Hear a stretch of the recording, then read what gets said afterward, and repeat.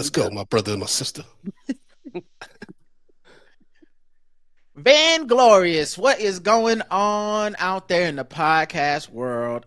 I am your host, Rod, and I'm joined as always by my queen consort, Karen. And we are live bringing you some more podcasting on the Black Guy Who Tips. Find us everywhere you get podcasts. Search the Black Guy Who Tips. We'll come up. Leave us 5-star reviews on Apple Podcasts. Look in the show notes. All those ways are ways to get in contact with the show and to have your voice heard whenever we do our feedback shows on Saturdays. That's when you can let us know what you thought about the topics that we had, the guests that came through, whatever we missed, whatever you disagree with, whatever you loved. Just let us know. Send it our way. And speaking of guests, we have one today. Today's guest is the host of Drunk Black History and Medium Popcorn, writer, actor, comedian, friend Brandon Collins. What's up, man? Hey, y'all. Hey, I mean, actor is a stretch, but I appreciate the intro. Listen, I'm just behind in the background of Law and Order SVU episode. You know what I mean? But I'm still out here making some money. You still acting with me? Listen, we did a table read of one of your high school it was college, movies. actually. Yeah. College. Oh, wow. College, yeah. Oh, wow. I was old enough to know better, Rod. Oh, damn.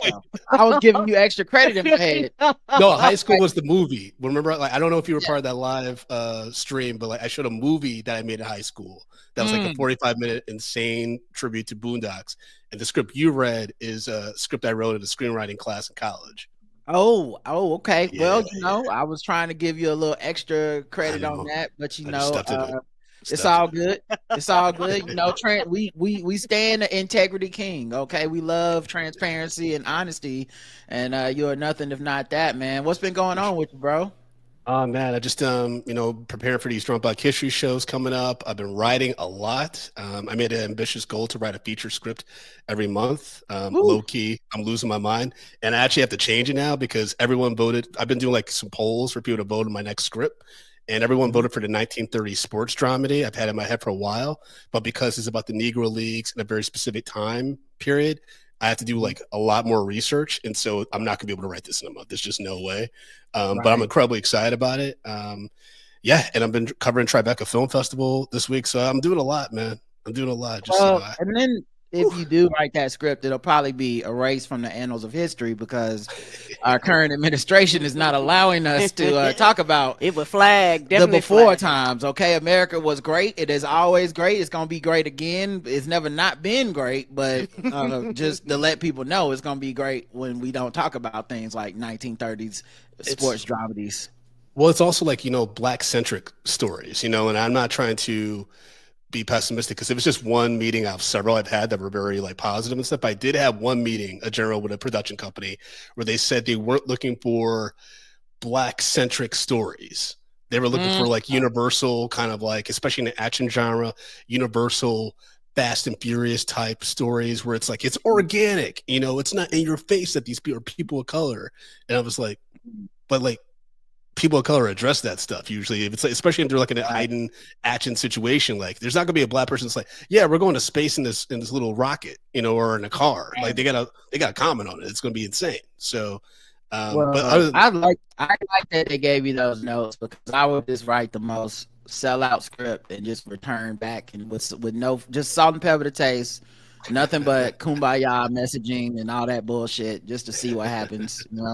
Yeah, like if they go, you know what, we like this. I like how the main character says if we drive fast enough, we can outrun the racism, and I think that's a good message to give to all the kids because everyone's car finished this finish line at the same time because everyone is equal, and it didn't matter what color the cars were; they were all the same. Yeah, colors of Benetton, fucking car line and stuff. It was just like now I think about it, that was such a crazy thing to say to me because, especially crazy comp, because Fast and Furious, these motherfuckers started off like boosting cars and DVD players, like, and they weren't even like ethnic. You know what I mean? The first movie, they're all like supposed to be white, I think. Yeah. And so for them to out of nowhere become like Brazilian and shit, or like whatever, Portuguese, whatever they're supposed to be.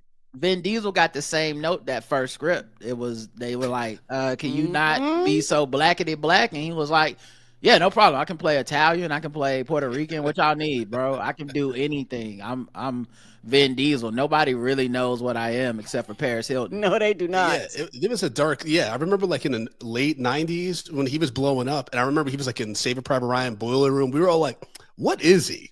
Like, who is this guy?" I know. I listen. Shake that tree, okay? Somebody gonna fall out that family tree, brother. Have I ever shared the Vin Diesel story about Universal on this podcast? Share it, brother. You're among family. I was I was leaving an exec meeting at like the big building on the Universal lot, and me and another writer from the Universal program, we were walking towards the gate, and I see this big SUV and like some bodyguard looking dudes, and this little white woman talking to a dude who's bald from the back and wearing a Fast 9 jacket. Mind you, this is the Universal lot. I'm like, there's no way that this is Vin Diesel wearing a jacket for his key franchise at the like they know who you are. And then of course we're walking closer and closer and to be here. Yeah, I was talking to Jordana Brewster, and I was like, why is Vin Diesel wearing a Fast and Furious? Like that's like insane. That's like when Neo was standing around a grocery store. And like, Fast 9. Like that's not even like new money. That's he's been around the block and he's still rocking his own merch. That's wild. It's crazy. I'm like, that's promote yourself. It's like the time I went to South Park Mall and I saw a young wide receiver with his own jersey walking around the mall with two women, and it was Ray Caruth. And I remember thinking to myself, that man is gonna kill somebody one day, and I was right. Okay, because only a serial killer would wear their own fucking jersey around the mall. Like, well, you want to be seen, brother? Of course you got found in the back of that trunk. Like you're not a smart man.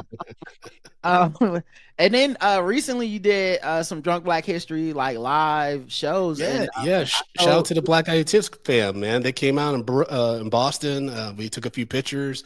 It was great. Like seeing a lot of people that have been like fans of my appearances on this podcast, and yeah, man, that Boston show was incredible. Like I'm so excited for the upcoming shows. Like, but that was a real nice surprise because that was also one of the first shows I hosted by myself. And like it was just a lot of audience and engagement and interaction, and the guests I booked were fantastic. That was so much fun. So I can't wait for next week's events.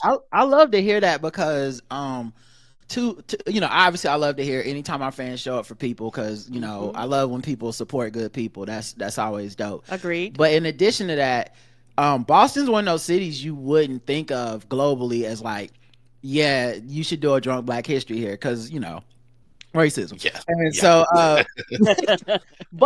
but like I'm from the South, so I get it. Like there's black communities everywhere and they show up, and then of course there's white people that want to hear this stuff too. So it's not like everywhere. Yeah, it's not like the doors colors only or whatever. Like you can come in and hang out, but like it makes it seem like because of the reputation, like, oh, this would not be the place for this. But it's like, no, people are thirsty for this. People want to show up, people want to celebrate, people want to learn, have fun, support. So like that was really dope. And when you put those pictures up and I recognized some of the fans and stuff, I was like, yo, this fucking cool, man. Like it even for me, it makes me think about like whenever we decide to do like Blackout Tips tour or something. Like I'm not gonna mark cities off just off some like, well, nah, man, ain't nobody there. It's like, nah, black people will show up, or people will show up, but black people specifically are the people I'm thinking about. And I'm like, yeah, I'm not marking off a big city. That's where we live normally. Yeah. True. And also like, it's just like, finding a central hub in the area like that, like, people can get to like on public transit or like, that's not going to be too trying. There's some cities where like I've done shows where I'm like, I love this city and I want to bring it back, but I may choose a different venue that's closer to us. What I mean? It's a little bit more convenient for us, but it's also like, because the show is getting so big now, I have to be mindful of like the tech requirements and like other factors, like making sure talent can get there, and things like that. So, but if you like folks, if you have a city that you want me to come to, like bring the Drunk Black History to, please hit us up at official Drunk Black History on Instagram. I'm open to all places and we're looking to hit the road in the fall. We have a few dates locked in that, I'll be announcing soon, and then also 2026. We're already putting some things in the calendar, so it's growing, man. It's crazy. Now, where is the next show, and when is it? So we have two shows celebrating Juneteenth. First is Thursday, June 19th at the Bell House in Brooklyn. Tickets are available at drunkblackissue.com for that. And then the following day, I'm back in my home state of Michigan at the Detroit House of Comedy. That's going to be Friday, June 20th. And I got homie Justin Williams from Newark. It's going to be there. The homie Dylan Stevenson, who I used to do sketch comedy and actually was in that screenwriting class where you know, that you talked about, Rod. He's going to be on it. And then I have my sister on the show. So it's going to be, a huge moment for me because it's also the first time I'm producing and hosting an event in Michigan since my first ever production that I ever did. Wow. So it's like a real homecoming for me. Dope. Yeah. You're like returning home. Yeah, man. It's wild. It's yeah, it's like you know, it's a full circle moment for me. And I'm really like you know, I have a few other projects the rest of this month, like, you know, producing the homie Chris Lambert's comedy special and things like that. But after June 27th, my birthday, I'm taking a little break. I'm going to go to the beach, take a chocolate mushroom, just watch the water for a few hours, and then just reset, you know? So that's please, valid. please come out. Yeah, that's valid. You've been working hard for a minute, bro. So I totally get that, dude. Congratulations. And I know it's going to go well, but yeah, get tickets if y'all listening. Where do they get tickets from? drunkblackhistory.com. Come out. It's going to be a lot of fun. Both shows are going to be incredibly different. So if you're like, I mean, it'd be insane if you did both New York and Detroit, but like, you know, I love you if you do that. But yeah, every show is different. Like a lot of people are like, oh, if I go to another show, it's going to be the same format. It's like, no, it's different every time. I try to make sure it's a unique experience for people every time they come to Drunk Black History, which is, you know, something I can't say for other people that try to imitate the show. But it's incredibly, you know, hard work. It's a lot of attention to detail, but it's really important. And again, I want to make sure the audience has an incredible time, and you know, that allows them to tell people about the stories that they heard, and you know, spread the education, because that's what's most important. It's not just about the laughs and you know, people getting to see some celebrities or awesome people on the lineup. It's also like, I want them to learn something. I want them to share that knowledge and these stories with other people, because that's the only way we can keep this stuff alive. That's dope, bro. And I'm, you know, we always rooting for you, but we're also looking forward to it because I know it's gonna be dope. And I know you do good stuff with good people. And also, like, it's also interesting because I've been to a couple shows, and it really is different every time. You really do not fucking know. And I mean, I don't even know. You know, the guest, you don't know, because everybody covers something different. And not trying to be funny, you don't know what level of drunk the guest is gonna be. So I'm not trying to be funny, so that might dictate how the show flows. Yeah, I've seen there's guests that get drunk in the middle of their segment, and I'm like, I see something happen in their eyes. I'm like, oh shit, I gotta take the wheel. We're losing them. We're losing them. You know, there's times when like the people don't know what they're talking about. Like they maybe research a different topic. I've since we've rectified the process, so that doesn't happen anymore. But sometimes they blank. You know what I mean? And that's when I got to step in. Like, that's why I have to know as much as possible about all these subjects. And, you know, that's a lot. That's a lot of information. That's a lot of history, but it's stuff that I'm passionate about. When I was there, I knew what I wanted to talk about and I knew the facts. But obviously you're drinking, all that stuff as well. You know, for me, nerves, you know, there's going to be people there. Yeah. People are drunk, and the crowd is, you know, dependent. Like, they're very vocal. So, like, and I don't mean like hostile vocal, but like, they're interactive. Yes, they want to interact. So like they're like in the best ways for me, because I like a reactive crowd. But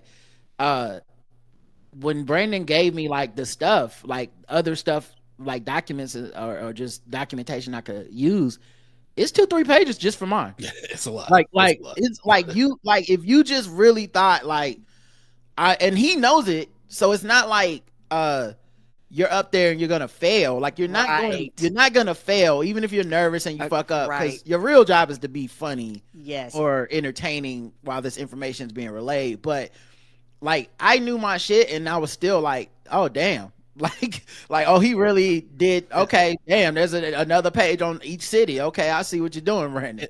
And I tell like guests that are on the show too, like, you don't always have to know everything, and you don't have to try to make it funny. You know what I mean? Like, I think about Dee Wood. She actually came out with the printout of like all the information I had for her, because she was just so nervous and she didn't want to miss anything. But I was like, okay, don't worry about making jokes or anything like that. It'll just come naturally or whatever. Because she was talking about Lake Lanier, and you know, that just naturally led to a lot of engagement with the audience, her like talking about her personal connection with it and what interested her. And it was so good that no one even heckled about Diddy or any weird shit like that. You know what I mean? Like it was just dope. Like, you know what I mean? To be able to talk to her about the subject that's not related to her music career and stuff like that. And that's the stuff that excites me as the producer and booker of it. It's like I get these people to talk about something that they usually don't get to talk about. And we're also in the middle of the cinematic peak of the year. Like all the movies are coming out. Summertime is blockbuster time. I just got my early tickets for Superman for the screening.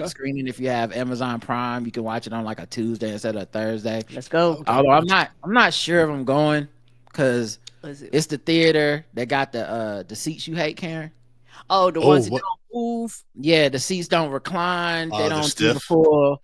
Yeah. And tough it out. I don't know. I did Mission Impossible. Because I can wait and do 2 days later, and we can go see it at 4DX or some shit or whatever. But I'm really this is one I'm really kind of excited about. So you want to see it early? Okay, yeah. All right, cool. I'll keep the tickets. I'd rather have them and get rid of them than to not have them and be like, damn, I should have got them tickets. Right. Yeah. So my pop always says, give yourself options. But I'm looking forward to James Gunn's Superman. Are you looking forward to that, Brandon? I am. I'm just curious how this is all going to work with the DC reboot, because I was one of the people that was really surprised and pleasantly so by Peacemaker. I thought that was actually a really good show. I was like, oh, John Cena can act if he has good material and a good filmmaker behind him. So I'm curious to see what James Gunn does. I think it's the first time the trailers where I'm like, I kind of get Superman. I know some Medium Popcorn fans are in the chat, and I know I've been skeptical a little bit because I never got into the whole Superman Clark Kent thing and how people just didn't see that. I think Mystery Men in 1996 had a great joke about it, where they were just he just takes off glasses. How do you not see that that's the dude? Yeah. So that's always bumped with me. I've always been frustrated by that. But Rachel Brosnahan as Lois Lane, incredibly inspired casting choice. I love that white starlet. James Gunn, I just love his dialogue. I like the style of it, and whoever the actress, I think she's Brazilian, who's playing she's clearly from Krypton. I think they're calling her the engineer. I was like, there's some scenes where they close up on her and her curves. I was just like, and she got them braids. And I'm like, okay, I'm okay. The other thing I think is so interesting is that trailer shows a lot of DC characters. Yeah, there's a lot. James Gunn isn't going for the we need to make this super real. Right. We need to steer away from these characters that look kind of goofy and shit. He's like, no, give him a fucking dog. Put that one motherfucker in there that got 7 different colors on his outfit. Just do it. Get Hawkman in there. Get fucking the Green Lanterns. Yes. Yeah. Mr. Fantastic is Marvel, but yes. I'm sorry. I think for me, James Gunn is somebody where I trust his work for what he did for Marvel. And if he can make me cry about a not real raccoon and a tree that just says, I am Groot, I am in. For me personally, I was in. What's interesting is Karen hasn't watched Peacemaker, but she did watch Creature Commandos. Creature Commandos was good. Yeah, and I'm you should watch Peacemaker. I think you would really like Peacemaker. If you like the Guardians of the Galaxy stuff, Karen, the Peacemaker had a lot of heart, and that's what he does really well. He's he makes you care about people that are pieces of shit. It's kind of smarmy and sarcastic a lot, but there's always heart behind it. There's always a lot of the opening dance feels like something out of an anime. The opening dance number. I'd never skip that shit, by the way. Do you think there's gonna be an opening dance number to Superman? Because Guardians had one, right? When Chris Pratt, after we had the cold open with the abduction, he's dancing, listening to that, tape player. And then Peacemaker, we have the great intro and stuff. So I'm like, oh, I wonder if he's going to do some kind of musical element for Superman. I do want a musical element, but I do wonder if it'll feel forced if it's Superman. He's got great soundtracks, though. I've heard about his process with putting music in his movies and stuff. Yeah, it might be something else. And also, when it comes to Superman, I personally didn't have any issues when we seen the first trailer and I seen the dog, because we have never seen the dog live action. I watch a lot of the cartoons and the dog is periodically in cartoons, and sometimes the dog is kind of with his friends or whatever. But That's when I was like, oh, you care. And then, like Roger said, it's Mr. Terrific. Thank you, whoever said that. When you look at all the characters, and as somebody who kind of learned about DC through the CW universe with like the Flash and the Arrow and all that type of stuff, it kind of makes me just excited as somebody who read the comics, even though I didn't get the same information in the same way. I know who these characters are. I also think if you do something fun and you do it well, there's a time where people will start letting go of some of the like, I can't believe this, or what about how this didn't completely match up with this thing? If it's done well, you'll forget, because MCU shit happens all the time in the MCU. But when something is good in the MCU, we don't spend a bunch of time being like, well, hold on, if Andrew Garfield is in it, and like, we're like, no, this shit is fun. Who gives a fuck about that movie at this moment? Right. And I think DCU, obviously, you know, even with James Gunn carving out like this, the new direction and all that, it still has a lot of different things it's got to deal with. And I think if you make it fun, no one will care if what's my man that play Aquaman, Jason Momoa. If Jason Momoa shows up as Lobo, the audience won't give a fuck if he's killing it as Lobo. They will not. It won't, like, you can make a joke about him being Aquaman, or you cannot, or you cannot even acknowledge it. If he's kicking ass as that character on that screen at that time, people will find a way to just enjoy it. And I think that's what's missing from a lot of our like movie discussions, a lot of our fanness and all this shit, is this idea of like, no, I can't enjoy it until I pick it apart. It's like, no, if when shit is fun, your brain kind of turns off the picking apart and it enjoys it in the moment. I will say though, and folks have heard like us, you know, Justin Brown, my co-host of Media Popcorn, and I talk about this a little bit. I do think there are some things that are happening, like whether it's society or like even in the movie theater itself, that sometimes dilute your experience and your ability to have fun watching the movie. You know, like for instance, you know, I'm not gonna speak for what Justin's going through, but that kind of stuff, like a lot of the stress has been impacting his ability to feel joy when he's watching movies. You know what I mean? Like we watched Paddington 3 and he was like, I just don't get it, man. I don't like this stuff. I'm like, it's Paddington. Like he's the sweetest bear in the world. As a creator, you can't think about that, like, because each individual is bringing something to the theater, but the one thing each individual is bringing to the theater that they have in common is themselves, right? So like the fact you left your house, you want to have an experience, it may or may not reach you. It obviously won't be for everybody, but like at some point you just have to make it. I think if you make it fun and make it good, especially these kind of movies, like comic book movies are supposed to be fun and good, so like there were people that were kind of like shitting on the trailer, and I was like, oh, Superman isn't, and I was like, no, Superman is corny. Yes, he's corny. That's the best. Saved cats out of trees. It reminds me of when Chris Evans nailed Captain America.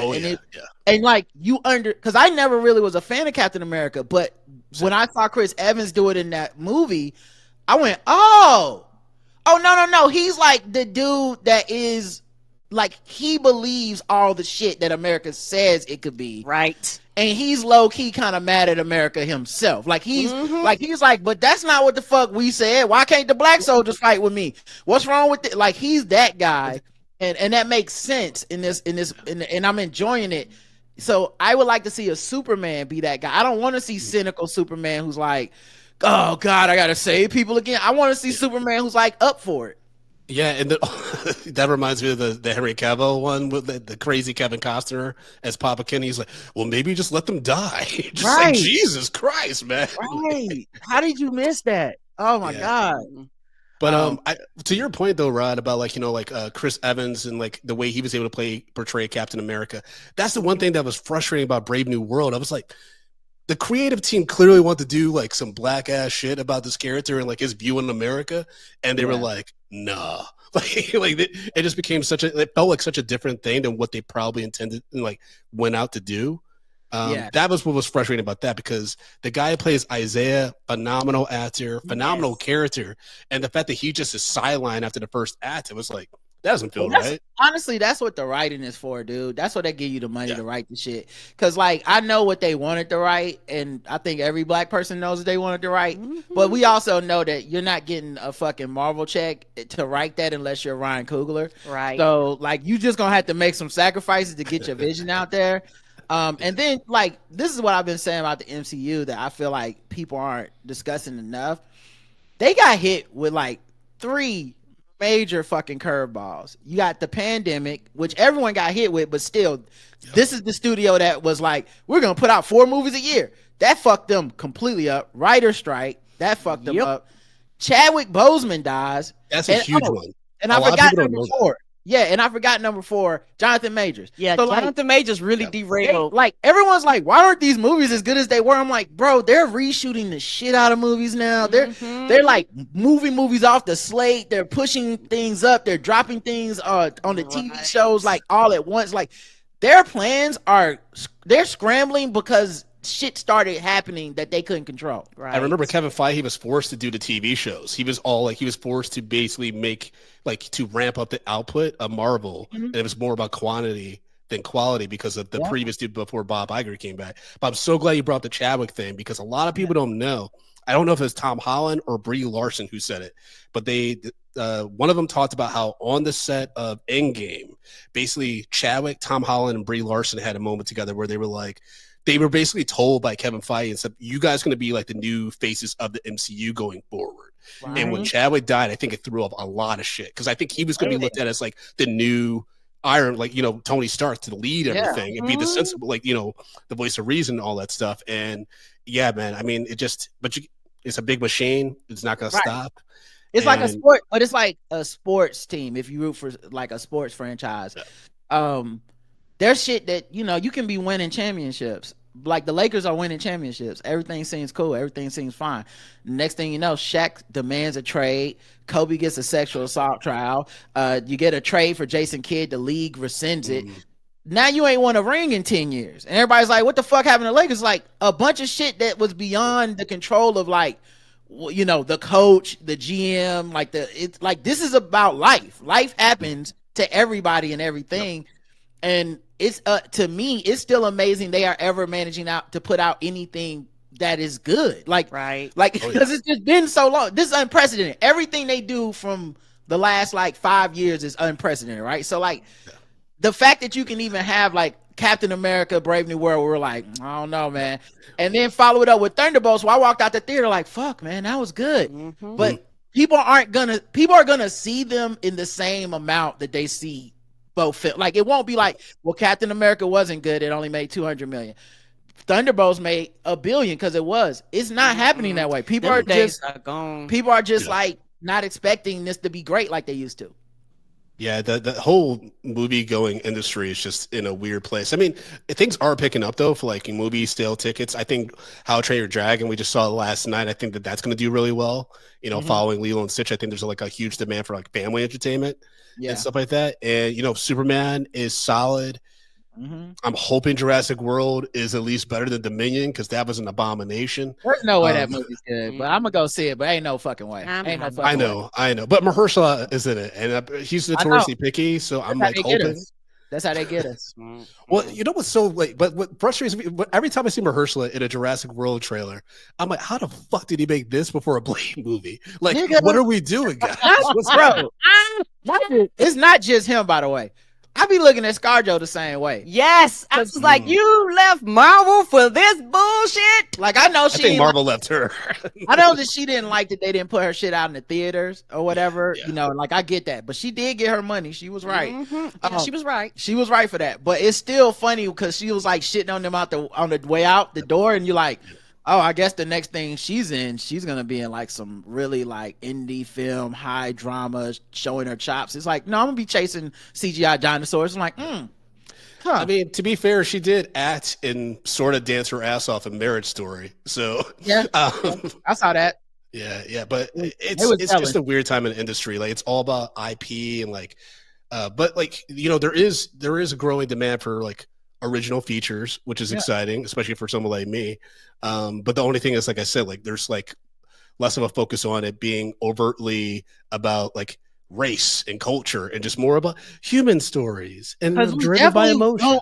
We definitely don't want more sinners, guys. That's definitely not what Hollywood wants. Is So a crazy. massive success at the box office. Like It went from like sinners are gonna lose money. It's gonna have to do all these things and make it to, well, of course Ryan Coogler could do it, but only Ryan Coogler could do it. It's like we're back to it can only be one of us again. That's where we're at, Hollywood. Yeah, okay.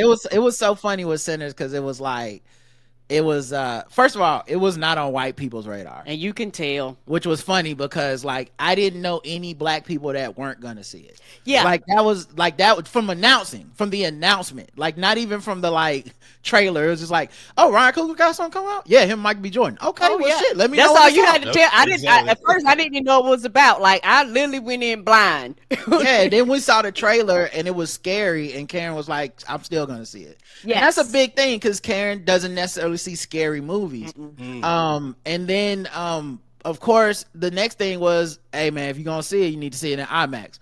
Yep. Black people was paying them IMAX prices. Yeah, that was like, it's like $45 and showing up on time too. Showing up on time. It's so crazy to think about how many times we have had this happen. Yep. In just the last probably decade of just Hollywood doesn't see this black thing as being successful. They don't invest in it, or they don't, whatever. They don't cover it. They don't promote it. Then it's successful, and it's like, how is this successful? And then was it really successful? I mean, when you add up the catering budget and when you add in the marketing, like they start moving the goalpost to like, well, I guess it had to make $1 billion to make a profit. And then when it eventually makes a profit, they're like, this is the most successful independent movie in 15 years, and no one saw it coming. What a blockbuster breakaway hit. I'm like, bro, we saw this. We did. Yes. We were anticipating this.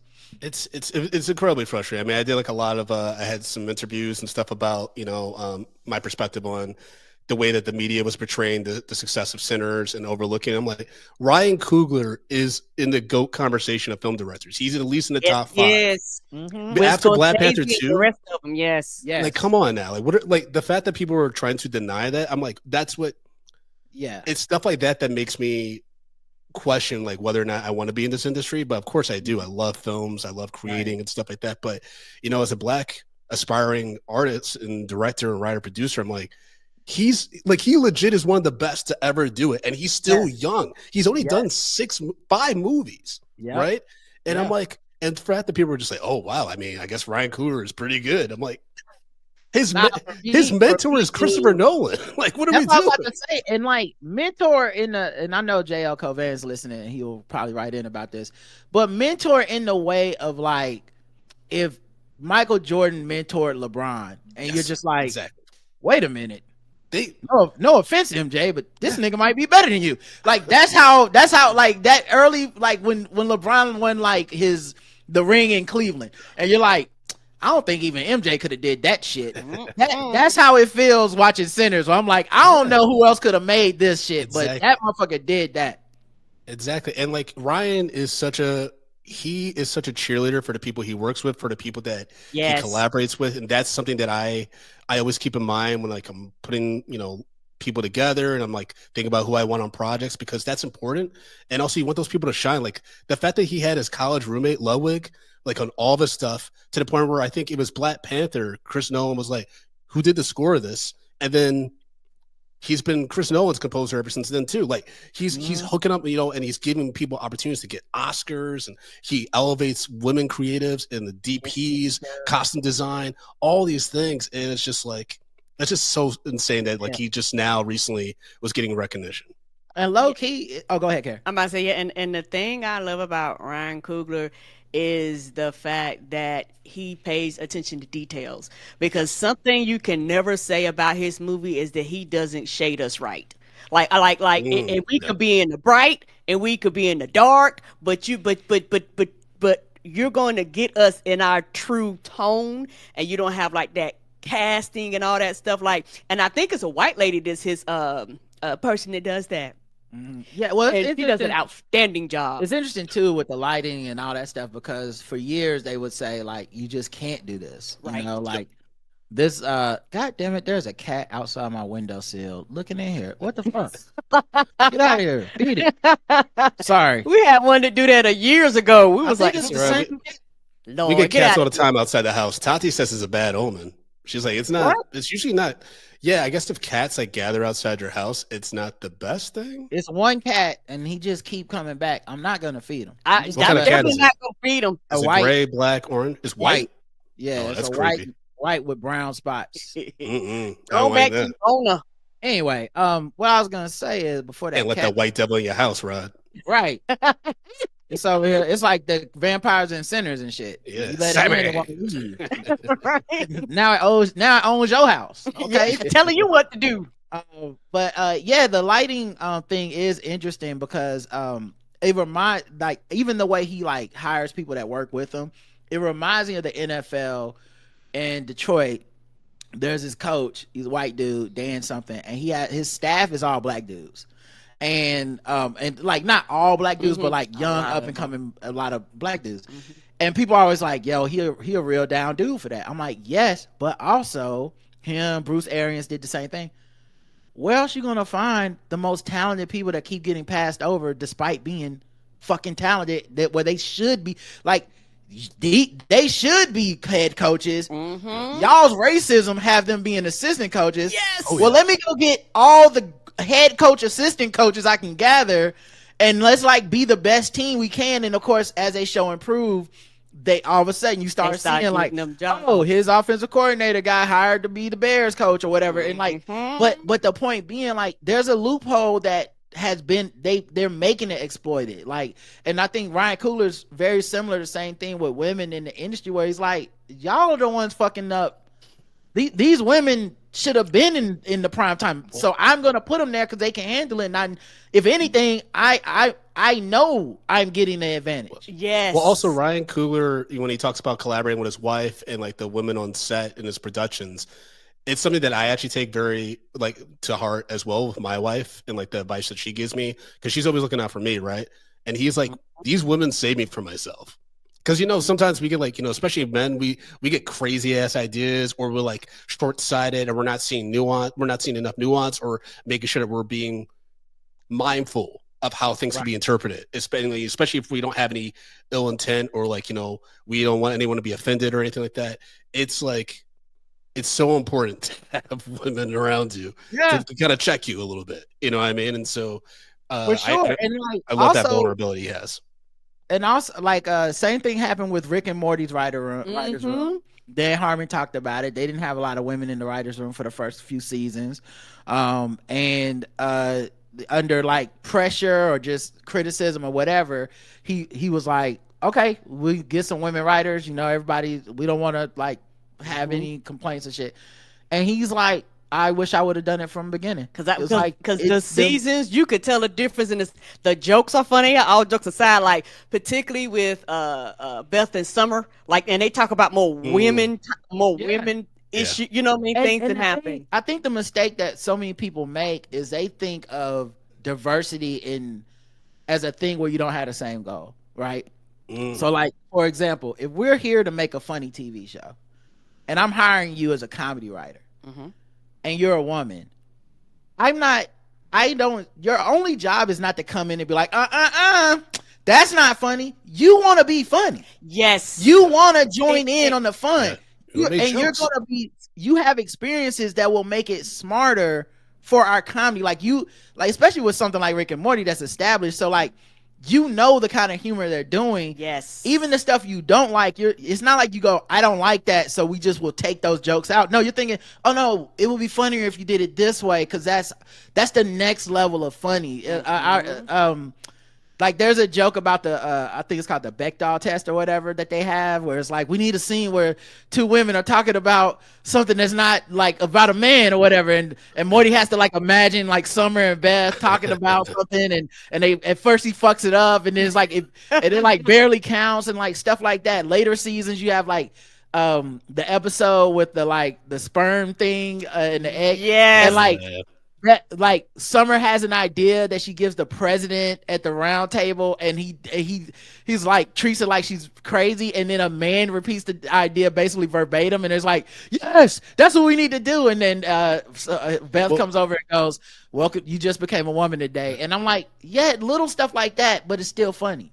Some of my favorite episodes of television, especially comedy, have been written by female writers. I mean, Francesca Sloan, who was a showrunner of Mr. and Mrs. Smith, she wrote the Who Sat by the Door episode of Atlanta, which I think is one of the best pieces of television ever. Low key, you know what I mean? Low key, that's another thing too, is like because of his reputation, but Donald Glover does a lot of the same shit we're talking about, putting women in positions of like control and empowering them, on not just on Atlanta but Swarm.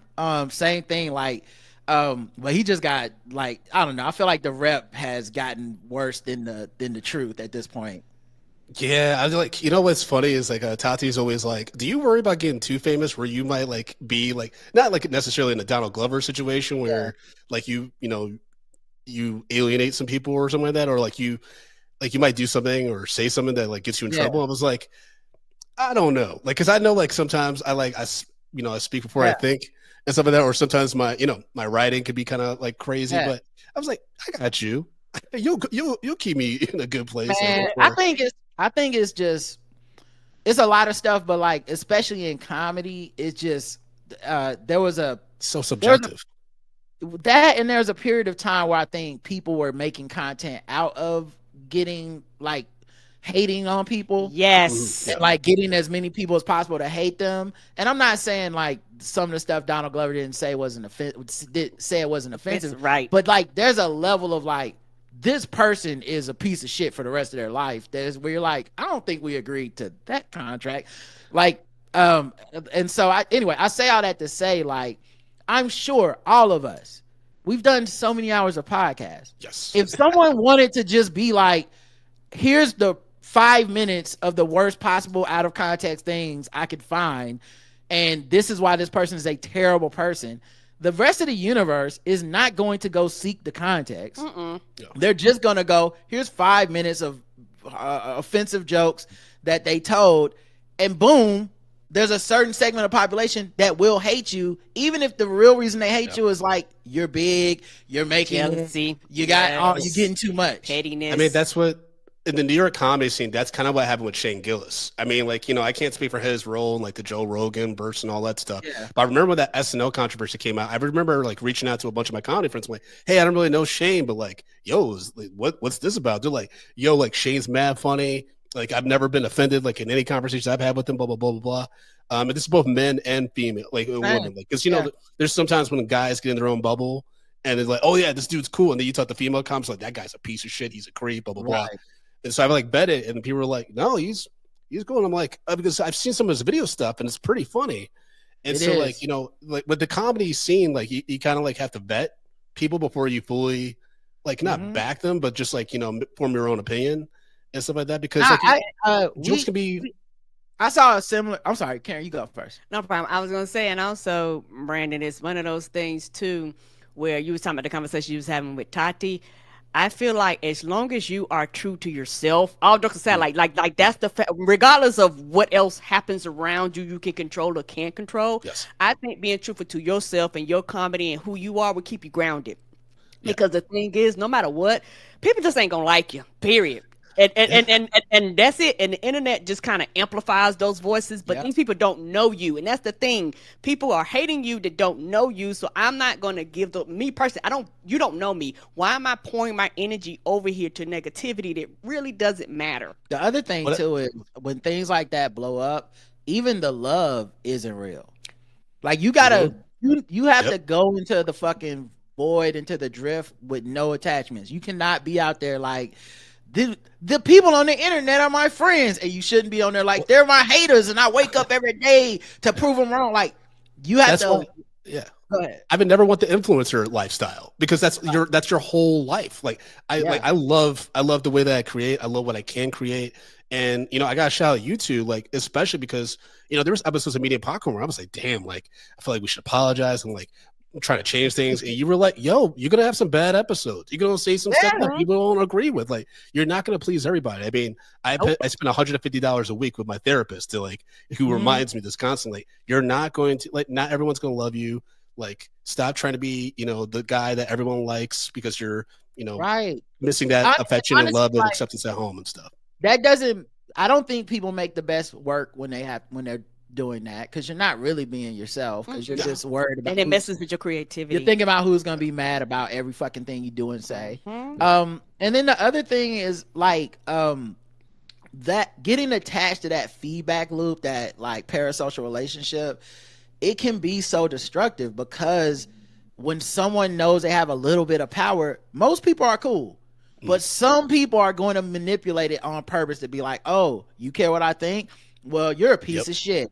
And like, and that's going to make you talk to me more. And that's going to make you talk about me more. You're going to go on your show and you're going to do this. And all that stuff does count. Meaning, like, even if you had a, like, oh man, this, like, I remember we had a show where I didn't even understand at the time the definition or understand what like transgender meant, like the concept. And it was like a new concept to me. So it was not just that I didn't understand it, but I think they were talking about a person that was in prison, and it might have been like, I can't remember, it was like Edward Snowden or Chelsea Manning or something. It was someone who was like trans, and they were like, they had Chelsea done Manning. a crime.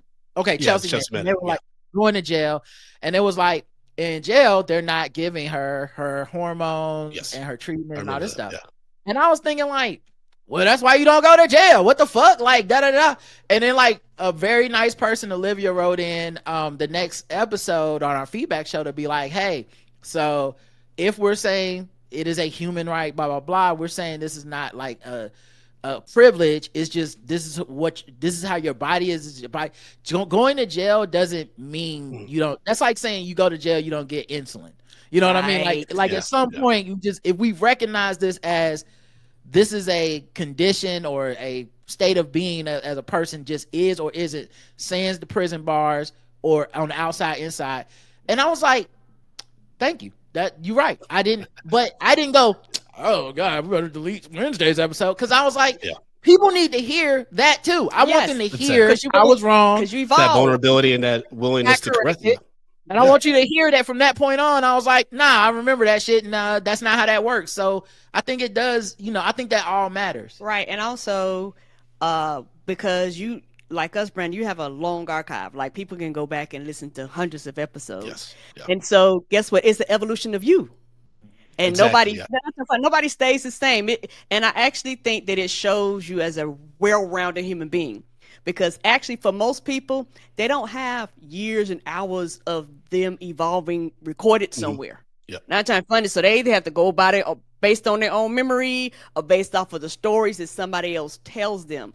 Versus with us, people can go back and they can see those moments, regardless of how you personally feel about it. It's still a moment. It happened, but it also challenges you to grow and be a better person, all that stuff. And that's why I say the foundation of that is fine. Because like Roger say, if you go back and listen to our older episodes, you can tell we have grown, evolved, and changed and things like that. And you should, you know what I mean? Like, that's the thing, is that you should embrace growth. I think a lot of people, for whatever reason nowadays, well, not a lot, but a decent amount of people like refuse to grow. They're like proudly like, I don't need to learn anything. I don't need to know a new skill set. I don't need to, make sure that I'm constantly pushing myself to be a better person and more well-rounded person. And it's a very disheartening, especially as someone that's like a student of history, that loves people, that loves community, that loves collaborating. Like I worry about that. Like, where do we go as a society that is dropping the ball on that and refusing to embrace that? But I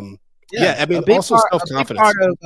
I think a big part of this like post-election cycle has been watching people almost proud that they're not growing.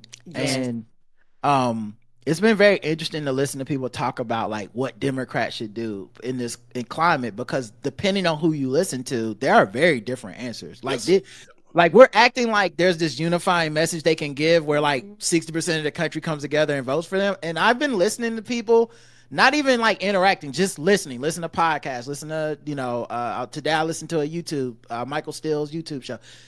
these answers are all over the place, and I feel like no one's taking the time to recognize how different the answers are. Because some people are like, you know, we need to go as liberal as possible, progressive as possible, and that'll bring us all together. Other people are like, we need to like talk about football and Christianity, and that'll bring us all together. Other people are like, we need to just be conservatives. We need to be, we need to get rid of these trans people and all this black defund the police bullshit and be as conservative as we can. And all three of those groups are not really recognizing they have three different solutions. Yes. And it's very weird because I was listening to a podcast and they had a person write in, and this guy writes in every week or whatever. And every week it's the Democrats wouldn't let men basically be fucked up, and so therefore they deserve to lose, and that's why they keep losing, is because men aren't getting to be like misogynistic and homophobic and all that. And they've decided that, first of all, I'm not even sure that that's what the Democrats did, right? Like, I don't think that's the message Kamala Harris is doing. I'm not saying she's not inclusive. I just don't think her speeches were like, and men, you got to stop talking like that. Like that's what they heard, though. Right? But the point being, in this post-mortem, people's like prescription for like how to fix it are completely different. And there is that group that you're talking about, Brandon. I don't know how many people is, but there's this group that's like, the reason they lost is because I refuse to grow, and they need to stop trying to challenge me to grow, or they're going to keep losing. Exactly. That's why there's the pushback about the Me Too movement, or like and you know the DEI and all this stuff, because white men felt that they were being marginalized and felt like they were like tired of being held accountable because they are in positions of power, and they were tired of people complaining. And now that Trump's there, they're like, oh, cool, shut the fuck up now. Shut up. Like, he's in there now. Like, even if I don't fully agree with what he says, shut the fuck up. Like, that's how it feels whenever. That's why, like, you know, people in Hollywood aren't saying anything about what's going on in LA right now. That's why business CEOs aren't saying anything. They're keeping their mouths shut. That's why all these Hollywood studios are capitulating to Trump's demands. Like, this is so out of pocket just because white men were so aggrieved because their mediocrity was finally becoming like well known in our society. And like, they were getting tired of brown people excelling and doing better than them. That's why, don't get it twisted, folks. That's why these colleges are under fire. It's not because of anti-Semitism. It's because they want to cut off access. If you're not a white man, they do not want you going to these schools. It's exactly what they were doing to us back in slavery. They don't want us to learn anything. They don't want us to know any better, so that they can keep us docile and work in these factories that they're trying to open up in 20 fucking years, where there will be no materials to source. It's such a fucking grift. It's so blatant. Their feelings get to become facts, you know, like the rest of us have to live in a world where their feelings are just like treated like the truth. And it's so obvious that it's about feelings, right? Because why are you taking 100%. Rosa Parks' name off of a ship, or why are you taking Harriet Tubman's name off a ship? Like these are not Harvey Milk's name. This doesn't make us, right. Yeah. But this doesn't make us safer. You know what I'm saying? It's not like we go to bomb another country and they're like, don't worry, guys, it's the Harvey Milk. We gonna be all right. Like they're like, oh, it's a bunch of bombs and planes. Like but the fact that you need that taken off says something about your feelings. Like, you felt it shouldn't be on there because it meant something about you. Well, that's what's so interesting about the Hollywood climate right now, right? Like, for instance, Tom Cruise in the latest Mission Impossible, it's like, save us, white man, right? And Tom Cruise can run the fuck out of things. He can swim. Yeah. So it's like, that's par for the course with this franchise, right? But he's doing a movie with Inarritu, who did the movie with Leonardo DiCaprio and Birdman and things like that, where he's playing a billionaire who basically creates like a world collapse, right? Economic collapse. And then he's the one that can save us. Right. So it's like, and then Mountainhead, I don't know if y'all saw that on HBO Max or whatever, but it's about these rich white dudes who basically like have a lot of power to control like the way that the world works, right? And like global economies. They're even talking about buying up small countries and shit. Like, it's just very interesting how Hollywood's also depicting this, and it's not quite clear what they're trying to say. Like, I know Jesse Armstrong did Succession, but Hollywood doesn't have one message anyway. There's so many people in Hollywood that have different things to say through their films. Like these are the same companies that'll put out Sinners and shit. So like, they're like, yeah, exactly. And like, low key, like I thought the last Mission Impossible, I thought the message was actually kind of fucking dope, which was like this AI bullshit wants humans to give in and betray each other, or give in to our weakest impulses, and that's exactly what the fuck it like. And yes, Tom Cruise was the white man who has saved us every time, but he's been the white man that saved us for 9 times. It was just a hard cuts with Angela Bassett where it's like, Madam President, we have to make a movie. Her lips are quivering, and she's like, just give it another minute. I'm like, Ethan is dead. I'm glad you brought that up because that's the other thing about this movie that was so fucking. I love the movie now, and the reason I love it is because it is all that DEI shit. It's right there. Every fucking character is just like, it's a woman or it's a minority of some type, and they're all coming together, trusting each other in this world that is divided, full of misinformation from an artificial intelligence that is trying to destroy us. And the only way we can come together is to be like, man, fuck that artificial intelligence. I'm gonna trust in you.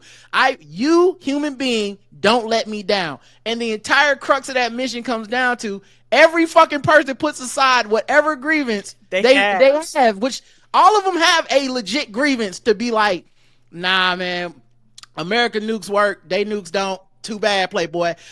Hey, man, you shot my partner. Hey, buddy, my dad said you was a bad dude, and that's my daddy. So I got to fucking kill you. And every single person was like, except for, of course, the Gabriel, the bad guy, every single person was like, I'm gonna fuck with you one last time, Tom Cruise, bro. Don't fuck me over, bro. Don't fuck me over. You got me fired from my job 20 years ago. I'm in fucking Alaska with a wife, indigenous wife, and you know what, brother? I ain't even mad at you. Go save the fucking world. What do we need to do to make the world get safe? Yes. And the reason I think that's apt is because we are fucking right there right now. Right. People are fucking in LA. They are arresting people. Yes. And people are fucking on Twitter talking about, hey man, it ain't happening to me. I'm unbothered because everybody's on this like, hey man, look, like let somebody else handle it. And Tom Cruise, we don't have a Tom Cruise in the world for real. I wish we did. Tom Cruise is like, I'll be the person to handle it. Just help me. Just give me a little bit of help. And I wish we had that because we are missing that tremendously. I hear you, Rod, and I absolutely understand why you like Mission Impossible Final Reckoning, but I think I speak for everyone who's listening for saying, I think we would have rather you break down the whole movie with that passion than seeing the 3 hours that we saw. I'm just saying. I would love to hear Rod transcribe the Mission Impossible movie. I'm sorry. It was just so long. It was 3 hours. It was so long. Let me see. I'm about to look up the rating for this shit because there ain't no way everybody think it's bad. 80%, 89% on Fandango. Nah, nigga, you wrong. Hey, not everybody gonna like the medium popcorn ratings. You know what I mean? We still get death threats over Elvis and Paddington too. So also, I believe that if you don't have an oxygen suit and you 400 meters below the water, you could do that shit. You just got to believe in yourself. Listen. First of all, like, you can't get Carter to rub them titties up on you for 3 hours. You hey, Miss Carter, defeat decompression. Okay, you can. I believe her titties can re-oxygenize your blood, brother. You need to wake up. That's insane. I mean, it is wild that I was complaining about like everything that happened in the 8th one. When the 2nd one, he literally is flying off a motorcycle, slamming into another person.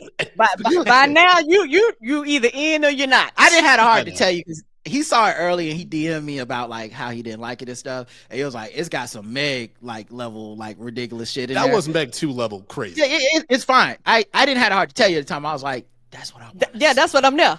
Yes, I came to see you get out of ridiculous shit. Like I'm not going yum your yuck. You know what I'm saying? Like I'm like he didn't like it. I haven't seen it. I'm not gonna like be like I doubt it. But I was like, so you telling me he did some impossible shit in this mission? Is that what you telling me? Because that's why I come. He running twice as long. Yeah, he know why I'm here. Anyway, I fucking love that movie. But yeah, so speaking of movies, man, everybody's talking about the economy. We don't got no money. It's struggling out here. Okay, it's struggle city. But people do keep going to movies. Yes, they do. The thing that's making me wonder, like, are we really broke? Or are we just playing? It's stuff like this. This is the new popcorn bucket collectible for the Fantastic Four. How much you think this cost, Care? Oh, it's on the screen. Never mind. $80. That's more. And people gonna buy. That's maybe a video game. Somebody gonna pay for it because it's collectible. Mm-hmm. Hey, I'll let y'all know if I get one of these. I'll let y'all know if I get one of these with the screen, because they gave me that Deadpool and Wolverine bucket. So I'll let y'all know if I buy it. Maybe I'll sell it to one of your audience members. I don't know. We got some AMC books, so that might come ours. You could get it. You might get it on sale. Okay, Brandon might give it to you for half off, $40. You never know. $80 on top of the movie tickets. Are we broke? Or are we just playing? I don't know. I know they do at AMC. They did like Lilo and Stitch, but I think they were like $25. Yeah, nah. I the collectible popcorn market is so weird to me because I'm like, when you gonna use it again? Yes, yeah, we never use that bucket. It just sits on our shelf looking cool. Yeah, it's insane. But it's a nerd thing. Yes. Yeah, but like, how many? Anyway, it's not like for you me. said, Rod. It's like you don't want to yuck anyone's yum. You know what I mean? If you have disposable income, like, and it's not that much, and that thing brings you joy, do it, man. Like, I feel like so many people are holding back what makes them happy because maybe they're like embarrassed or they're just like, I don't want to do that because I don't know what's going to happen in the future. Just live in the moment, because honestly, that's the way that the people running this country are. Like, do what makes you happy as long as it's not hurting other people. Because, man, as a student of history, this stuff looks bleak, and so I'm just like, I'm gonna write what I want to write. I'm gonna do what I want to do. Like, well, I can't keep holding myself back because no one else is. It's like making jokes about popcorn buckets makes me happy, so I have to do what I do. Well, do what you do, baby. Just make sure you clean it and get the oil off of it. $80 is wild though. That is wild business. That shit better be like bigger than like 3 popcorn buckets. Like, you better not be able to see the movie. You should have to hold the bucket and be like, what's happening? Well, can you get it on Affirm though, or Klarna? Can you order it like pay later? You know what I mean? If you could do that with groceries, you should be able to do it on a popcorn bucket. Layaway. Yes. You get layaway. You keep walking. You keep going to other movies, walking by your bucket like 2 more payments, baby. You all Galactus is all mine. Fist pump in the air. Yeah, it's such an interesting time, man. This is I was talking I wasn't even talking. I shared something on Facebook about how Thunderbolts lost money somehow. Yeah.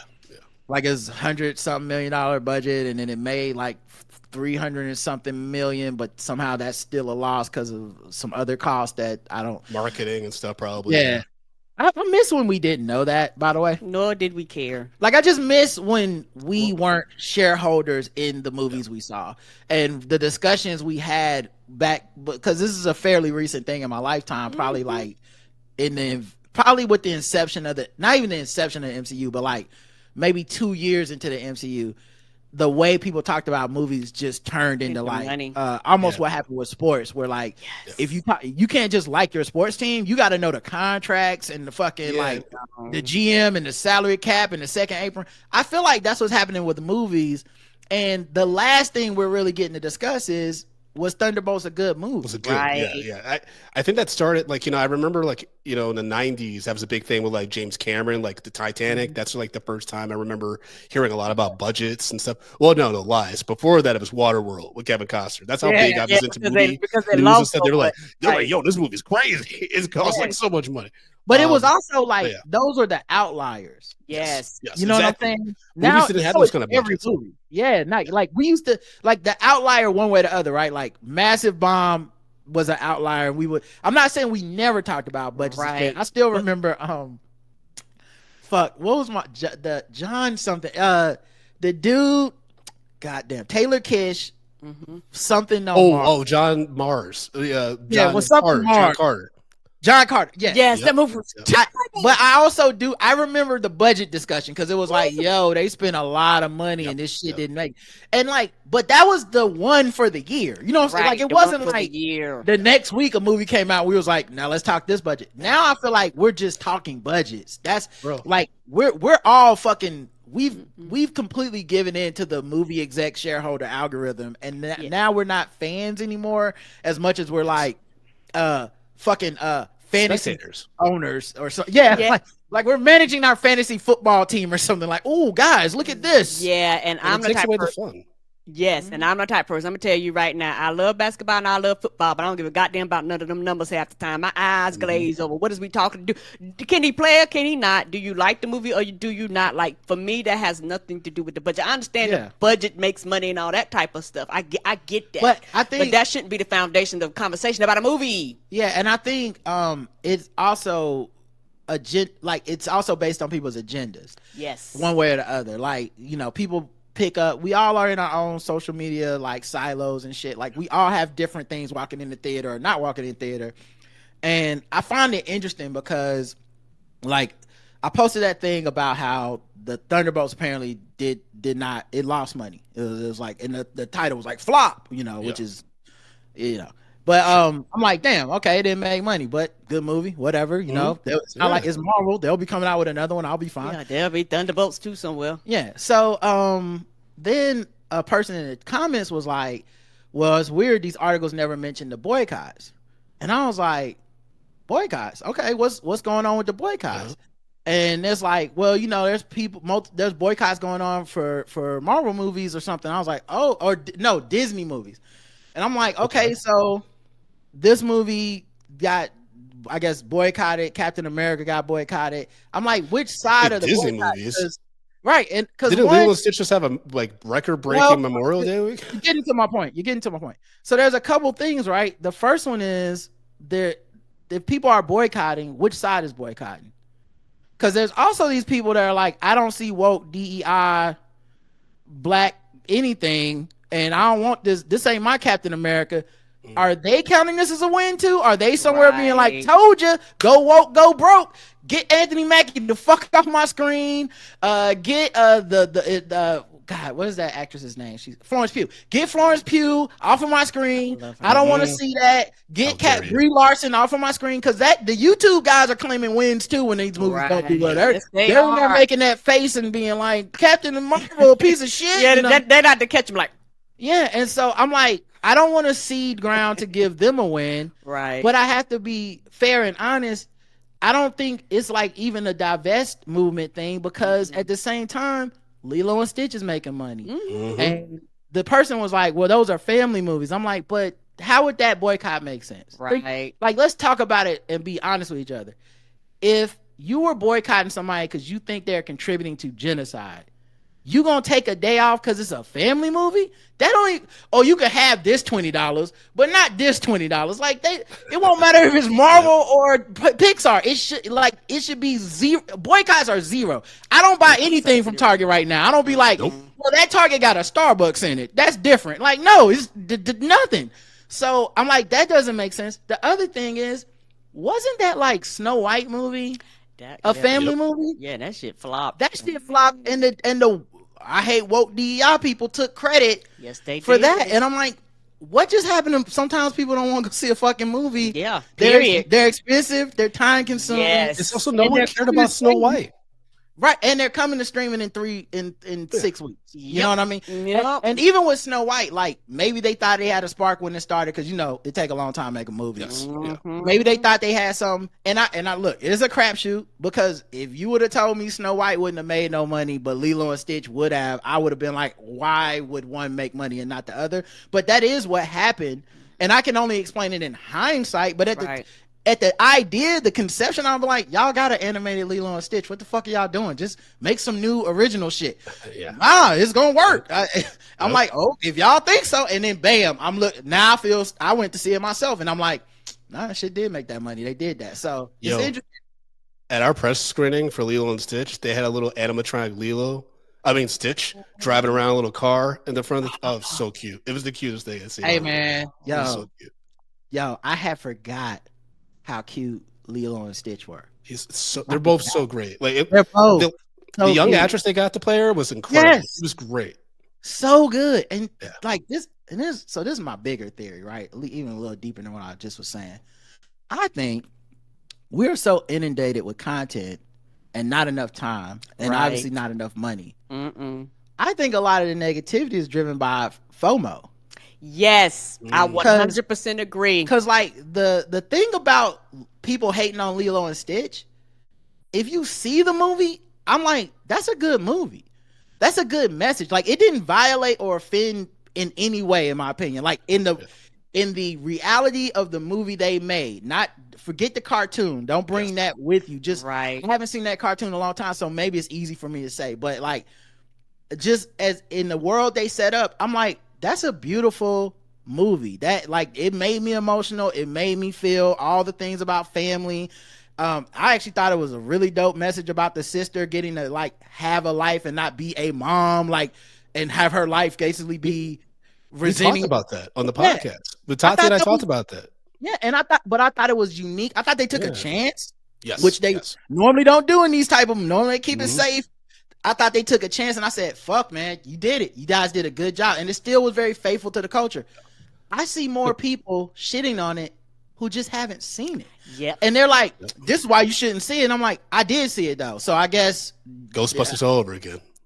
Yeah. Just insane. But yeah, I mean, the cultural aspect, like, you know, I think a lot of people that were complaining about the Nani character and like the way her story arc plays out, especially at the end, you know, Tati and I talked about in our review, was that I think that one, it's a cultural thing. So if you're not part of a culture that's like about like, hey, as a community, we're going to take care of the children and support. So other kids, like, you know, the older sibling isn't saddled with having to like be the primary guardian for this child, blah, blah, blah. But also, like, you know, Tati and I had to take in her god kids. So we know what it's like to have temporary guardianship and work like through the system and all that stuff. So it's like, we had a different connection to like what they were doing and how they were portraying the story. And I think, you know, again, going back to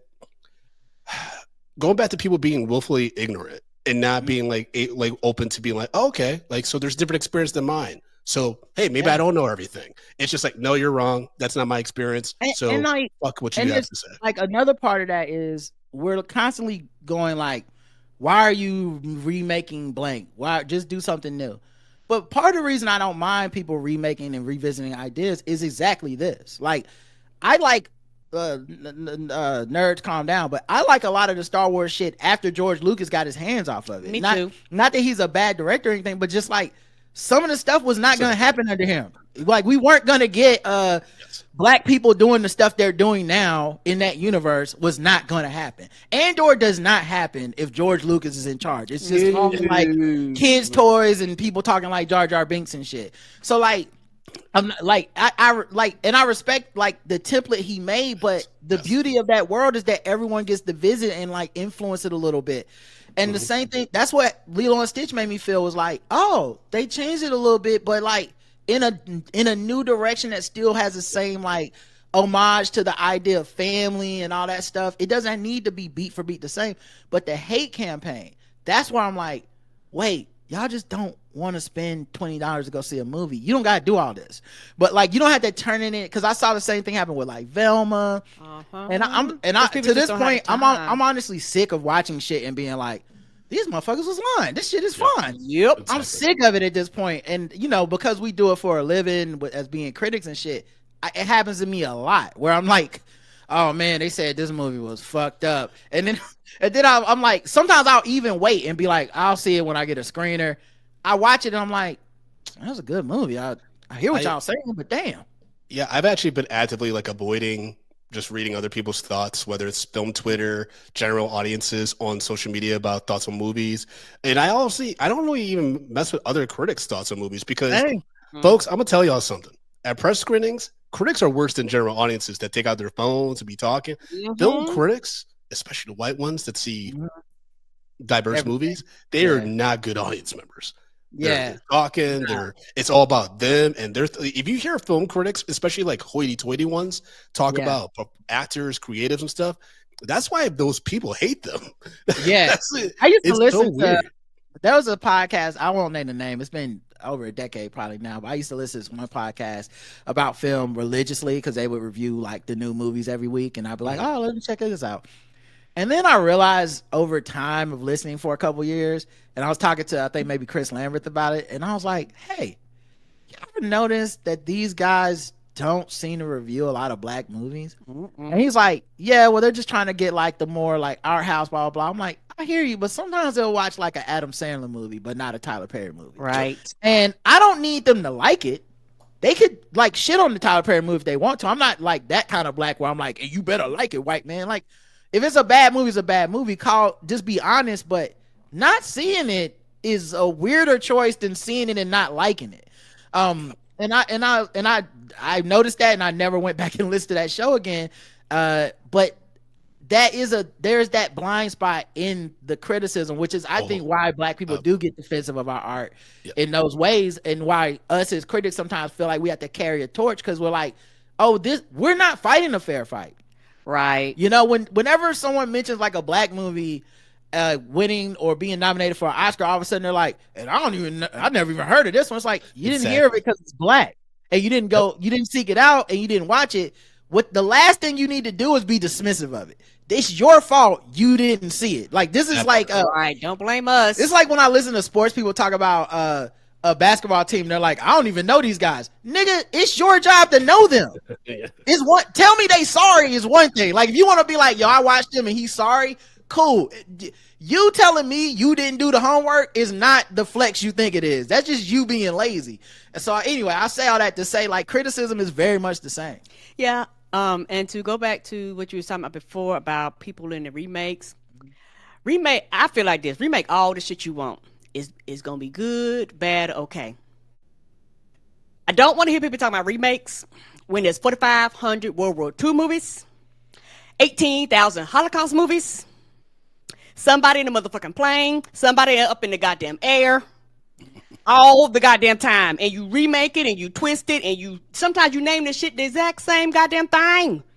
So I don't want to hear people complain about fucking remakes. Stop making them goddamn shits then. Yeah, I think there's people just focus on what they're not happy with. Right. So like, there's new IP that comes out that sometimes flops. You know, it's not all. I think it was like, what is the Jonathan? What is Denzel Washington's son's name? Oh, Jonathan. John David Washington or something. John David Washington. Yeah. Okay, that's it. John David Washington was in, I think, called a movie called The Creator or something like that. Creator, yeah. That's like that. The director of that's doing the director. Yeah, sir. Yeah, now people are saying it might be a cult hit. Anyway, we went to go see it. I left. I thought it was all right. I didn't really like it, but I didn't hate it. I was just kind of like, oh, they got a big budget and they made a movie that I think is okay. Actually, their budget wasn't even that big. That's what impressed me the most about it. Right? Like, I wasn't the biggest fan of it, but I was like, visually, given like their budget, I think it was like 50 or 60 mil. I was like, that was pretty damn good, like District 9 kind of level stuff. Exactly. And when I read the other day, like, oh, this movie's becoming a cult hit on streaming platforms, I was like, that makes sense because those are the kind of movies when I was a kid, I used to love The Last Starfighter. You know what I mean? Like I don't know nobody else that loves that movie like I did, but I love that movie. And that's what that movie was there for. And I never gave a fuck if it made money in the theater or not. I didn't know that shit. Yeah. I just love that movie. The Creator could be like that. Mm-hmm. But the problem is, like, people will say, like, we don't do any new original IP. And then you're like, but when The Creator came out, where was everybody?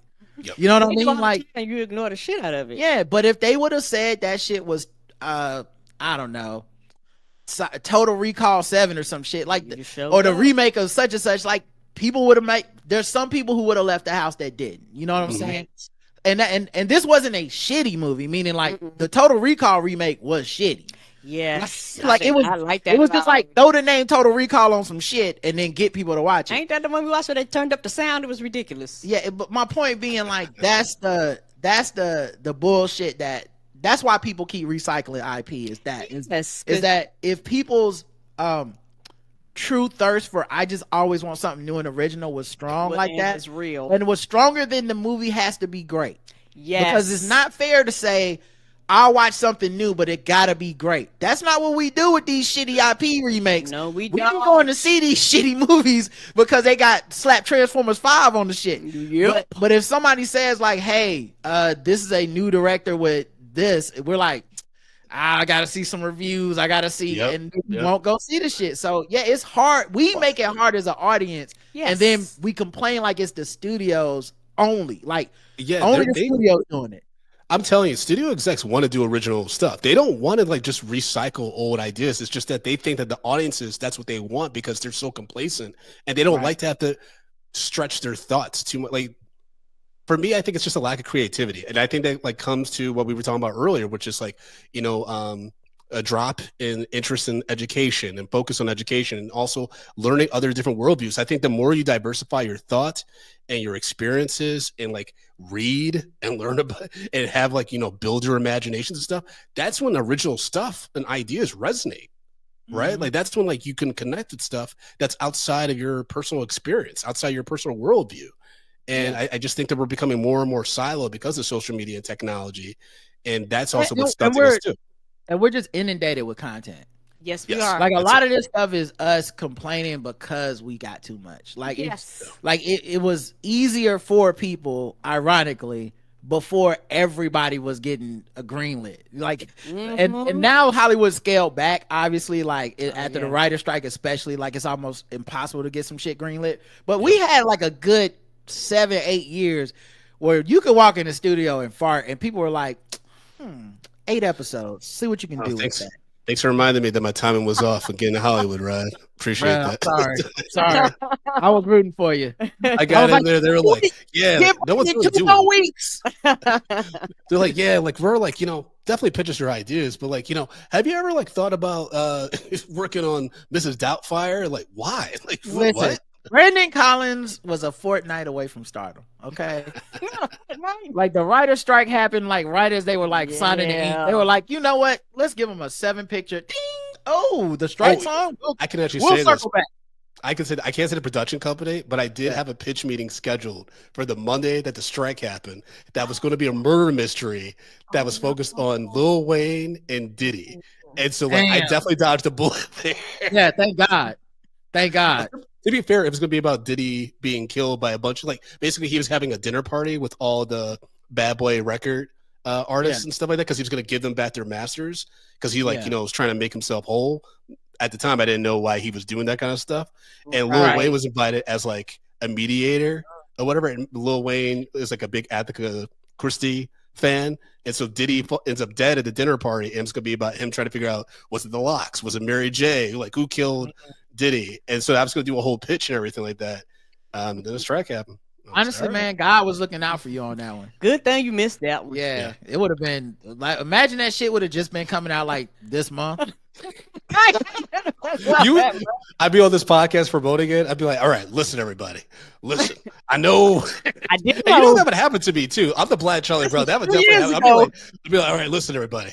I know it's weird, but please go see this movie. I need it. Please support me. I'm like, get the popcorn bucket too. I know it has Diddy's face on it and baby oil, but please, the baby oil is popcorn butter. Please help me. Help me, Lord. Tati needs new shoes. Everything went wrong then. Here is home, so you wouldn't have no problem promoting it here. But I'm just picturing you on like fucking Good Morning America, trying to explain this shit. Yeah, feel like, can you explain what you were thinking at the time? Because this is insane. I'm not gonna. I don't see you going on Joe Rogan. I see you like on the big shows. Yeah, or a Van Lathan in his cowboy hat. It's like, brother, what were you thinking? I'm like, listen. At the time, it seemed funny. So let me get this right. You think what happened to Cassie is hilarious? No, I don't think that. I didn't know that happened. That's not just before that. Like, it's gonna be worse than a lot of explaining. Yeah, it's gonna be worse than oh God, I can't even remember his name. It would be epic breakdowns. Y'all know, like I don't do well under like extreme pressure. Like I can handle, but if I'm going to the unknown and I'm getting like pepper, like with some crazy. Oh wait, Joe Spacely said this is straight Breakfast Club. Oh, they would eat me up. Yeah, that would be a nightmare. Well, honestly, it would be worse than when Nate Parker was trying to promote that movie. Oh no. Because I remember him. Yes. Yeah, because with the trial going on right now, like, dude, they're gonna be like, so Diddy, that's what you thought that's was. What you thought you know the problem is? Normally in that situation, right, you would put like the star, right? Maybe Lil Wayne or the director of that film. No, because they try to dodge some bullets. They put the writer out there. Yeah, they're gonna have to put you out there. You're gonna be out there doing the press run. Yeah, whoever you got to play Diddy is gonna be like, they were like, Jamie Foxx refuses to come out as he's not gonna do this. He said he's doing no interviews. He actually his people are trying to shut the movie down, Brandon. So they're trying to take his name off the We're gonna need you to go explain this to Michael Strahan today. Now, what do you want audiences to take away, given the current climate and tribulations and literal trial of Puff Daddy? Right. Well, I want people to laugh. I want people to have a good time. I actually think nothing about this is funny, even though it is a comedy movie. Actually, to be fair, he does die in it. Yeah, exactly. I killed him right away. I mean, it's in the trailer. Not even a whole 10 minutes. Oh man, God. That would be such bad timing for me. Yeah, man. That's true. True Brandon Collins timing right there. That's all right. Jump Like Issue's doing well, so I got that too. That's what matters, guys. Okay. And we just gave you an hour and a half of not having to think about, everything. That is needed, man. I looked at the news before we came on today, and yeah, let's get it that tomorrow. It's gonna be there. You know what I mean? They firing journalists. They motherfuckers is stealing people's wives in the White House. Damn, they trying to get people back that they fired. They was like, oh yeah, would you like your old job back? CDC getting rid of vaccine experts. We don't need to think about that, guys. Why do women, not all women, but some women find RFK Jr. attractive? Females. I think you mean females, brother.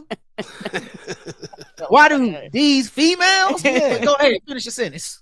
He looked like a villain from Invincible. Like, why? I don't get it. I don't understand this world we're living in. Nobody took a worse L than Cheryl for being married to him. Because I thought so much of that lady before I found out she was married to RFK Jr. And then when he was cheating on her during the presidential campaign, I said, okay, so finally she got the reason to leave him, and then this will be her escape hatch where we can still consider her a good white lady. And she stayed. And I was like, yes, she did. My bad. In for a penny, in for a pound. You bad too. When I see stuff like that, I'm like, John Edwards should just stayed in the race back in the day. Right? You know what I mean? Like, at this point, like, if I'm sure he's like, what the fuck? When he sees things like that, like, he's still around. Right. And and I joke about this every time Roger bring that up, man. If Curb was still on, the next season would be all jokes about her Larry, and the whole thing. Larry, the next season would have been great. All this bullshit with Trump, he'd had balls. RK Jr.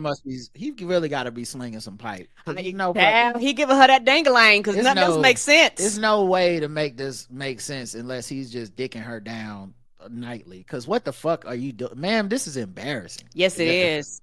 And if that's his voice as he speaks, I can't imagine when he's grunting. Right. You can't go to the hair salon with them knowing that's what he be talking to you like that. That's one thing is apparently there's some name. Apparently there's some Republican based restaurants in DC, and I'm like, that makes sense because I imagine if you're a politician, especially a Republican out there, there's all the people of color in the kitchen staff are spitting in your food. There's no way. Yeah. And you can't even order DoorDash in your name. Yeah, they probably be like, or if they do come in and sit down, it isn't a pleasant experience. Joe said she reaching for whatever power. Brother, it's dick power. Now listen, I've seen it don't make no sense. She's not I'm not an expert in everything, but we've all met somebody that's clearly just getting dick down and have just decided that they are riding this out for life, and that's the only way this RFK Jr. thing makes sense, dog. It just don't. Other than that, it don't make sense. Because he ain't really got no real power. He ain't gonna be president. It was always a joke to the rest of us. He just got to be going home and just knocking it out the frame, and then she be like, I guess I'll give him 24 more hours or some shit, because even all them other women that he was cheating with and shit, they was even on some like none of them came out and was like, RFK Jr., how could he take advantage of me? They was all like, no, I let him dick me down. Yes, I left my husband and I told the world. Yes, that's what happened. I'm like, only good dick can make you do that. Only good dick. All right, let's do one game with Brandon before we wrap this up. Okay. Let's play a little bit of Guess the Race. Okay, we've been very nice and anti-racist, but people they need to have clips to cancel us over when we blow up.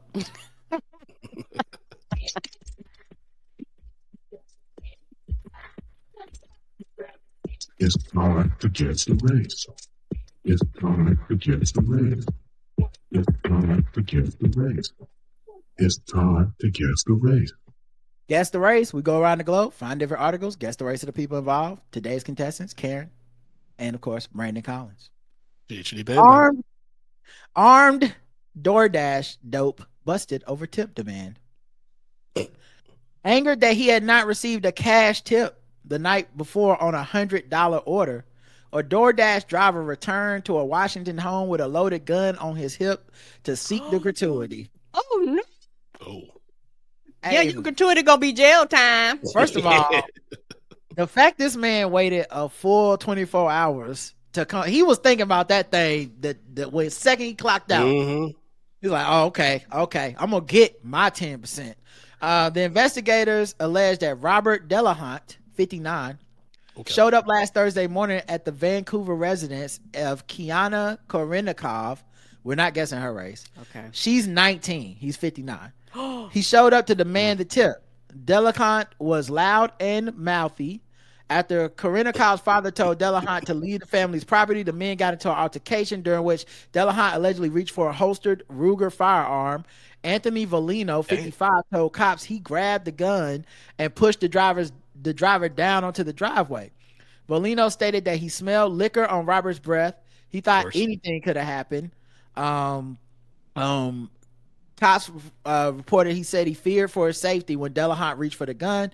After driving away from the residence in his Kia Soul, Delahant called police dispatch and advised the house cheated him out of a tip, so he returned and was pushed. So he lied. I mean, he was pushed, but you returned to my house. That's right. The motherfucking problem. You're not on the clock. Yeah, DoorDash is not gonna have your back when you like. Yeah, I came back to get my tip a day later. They're like, what? Yep. So he smelled the booze. He admitted to drinking at home before returning to the house, the client's residence. I shouldn't have come back, he told the police. He also claimed that he had only lifted his shirt to show he was armed. After being confronted, a home security camera recorded the men wrestling over the firearm. See? The footage also showed him holding the gun after he had been the father holding the gun after Delahant had been disarmed and shoved to the ground. Delahant was charged with assault, harassment, driving under influence. His blood alcohol level was measured at more than twice the legal limit. Woo, he was blitzed. So how did he drive there? That's what I want to know. Yeah, how did he drive home? When we talk about the race, we'll find out, because you know what I mean? Yeah. There's some races that can handle drinking and driving. So they say. They have now. The company has let him go. They fire him. He's not allowed. You don't say. Yeah, you hate. Now he's driving for Uber Eats. Yeah. Yes. See it. All right. Well, guess the race of Mr. Delahant. I'm going white. Karen's going white. Brandon.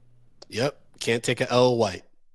All right. Let's check the chat room. See what they believe. GTA style driving white. Falling down the gig economy story white.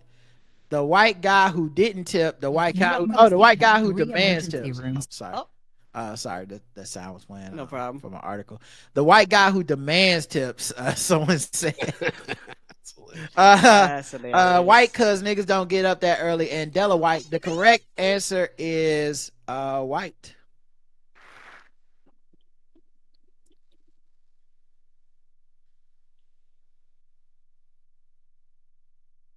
Nobody missed it. And then the pictures are, let me pull up the picture for them because it's two different pictures.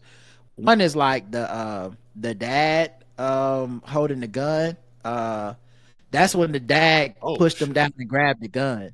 But the guy who did it is in the black shirt. Wow. Yeah. He pushed the shit out of him too. First of all, your old ass showed up there with the gun, got disarmed and pushed down, and told to get the fuck out. Like everything, you didn't get no tip. Everything didn't go right for that man that day. I mean, it hasn't been going right for a while, Rod. It's like this is. Yeah, there was some other things going wrong in your life. Yeah. No, that's a good point. You guys are right. Yeah. All right, let's go to the next one. Woman. Yeah, that's why you had a Kia Soul. Right. That was fucked up. They put that in the article too. Yeah, they didn't have to do that to him. He broke because he had a Kia. Right. They did everything except call that man little bitch. He drove off in his Kia Soul, little bitch. All right, next one. Woman charged with embezzling more than $500K from church. Okay. A church's financial secretary has been charged with embezzling over $570,000 from the congregation. The Nassau County Sheriff's Office has arrested Melissa Gainey English, 44, on charges of embezzling more than $570,000 from Amelia Baptist Church, where she served as the financial secretary for approximately 11 years. English, formerly known as Melissa Gainey Roden, was accused of using the church's credit card for personal expenses from January 19th to October 2024. That's a lot of expenses. Yes, that is. That's like $100,000 a year. The investigation began when two new members of the church's financial committee noticed discrepancies in bank accounts and records. So they hired somebody was like, I do this for, and they was like, hey, this shit look off. I know she was like, we don't really need to hire nobody. I got it, y'all. You know, she fought them tooth and nail. Right. It was like, nah, we need to get a couple more people. You know, church is growing, and honestly, we're having some money issues. We're not making as much as we thought we would from the door. Nah, I got it. I could take a look. I'll fix it. Don't hire nobody. You sure? I mean, some of that Muslim is gonna cover summer school, Bible study, summer Bible study this year, and stuff like that. Upon reviewing credit card statements issued to English, they discovered hundreds of thousands of dollars had been used for her personal expenses. She was terminated from her position following these discoveries. The church hired a contractor to review all financial transactions from 2019 to 2024, uncovering numerous discrepancies and fraudulent charges. Man, that's sad too, because like, she should just be like, the Lord was providing for me. That ain't how that works. Bless me with this money. Right. Jesus works in mysterious ways. We say it all the time. Just because I open up my wallet and my routing number doesn't mean that there's nefarious things at play. Right. Come on. The Nassau County Sheriff's Office investigated, revealing that English embezzled nearly $40,000 in 2019, $90,000 in 2020, $100,000 in 2021, $125,000 in 2022, $123,000 in 2023, and more than $90,000 in 2024. So she must have said, that must have been when they hired them people. Yeah, she's like, I gotta drop it a little bit by 50,000. Her personal expenditures included Amazon purchases, travel expenses, and entertainment. Now look, listen, that might be fine if you're the pastor, but that is wrong if you are just the secretary. Okay. What kind of entertainment we talking to? Right. Was she going to the strip club? Probably making it rain up in Chippendales. This is a significant breach of trust, blah blah blah, said the sheriff. Anyway, guess the race of what was her name? Melissa Gainey English. Black. Karen says black. Gainey? I'm going with the Lord is going to bless me with these funds, black. The chat room, let's see what they have to say about it. Where my church fan at? Hit me one time, black. Cockdacity. Faith without works is dead. White, because no black deacons would allow this. And Marvin Sapp's voice never would have stole it without you. White. Thank you, Jesus, for helping me steal. White and black. She outside the club and need an invite. Pick, pour, rob, and clean. White. So the guesses are white and black, and they're all over.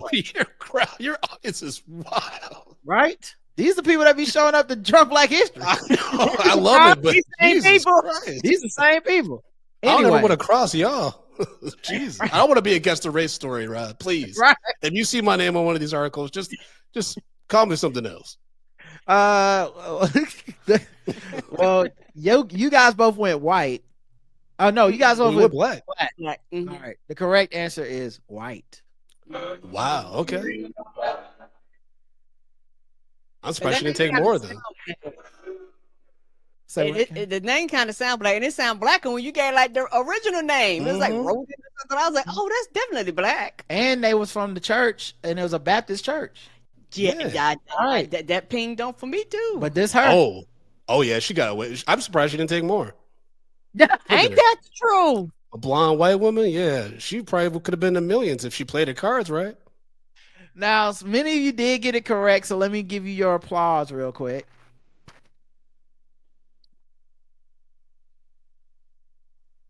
And that's why I never cheat with the game, guys. Everybody that be writing up here like, Rod, they too easy. Rod, you should change some of the details. Don't go with 2 white people back to back, shit like that. Y'all don't know what the fuck y'all talking about. That was more fun because they were so sure. I was sure. Even the name of the church sounded black. We were very confident. We were very confident. I would have guessed black if I didn't know. Right. It just be like that. Race is funny. All right, we're gonna go to the bonus round, and then we'll wrap it up. So bonus round.